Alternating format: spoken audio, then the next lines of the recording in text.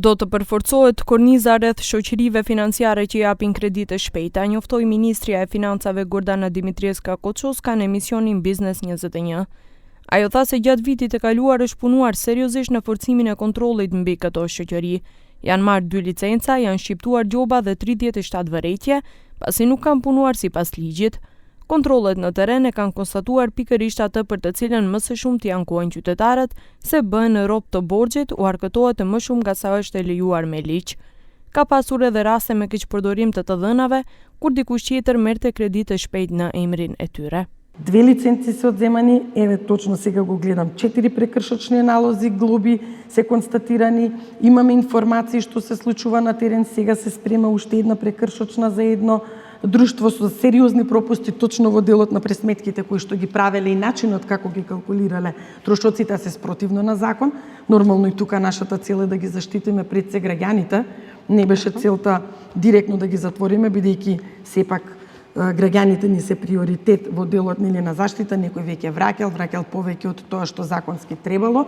Përveç akteve në ligjore, Ministria tha se po mendohet edhe për ndryshim të ligjit të tyre ku do të zgjidhen të gjitha lëshimet e deritanishme. Në kontroll është përfshirë edhe inteligjenca financiare në pjesën e pastrimit të parave.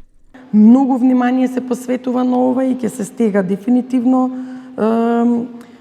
целата таа рамка околу нив и она што е најважно, го вклучивме финансиско разузнавање преку делот на перење пари, со цел и тие поблиску со нас да работат во констатирање, поставување на одредени индикатори, за да направиме такви индици.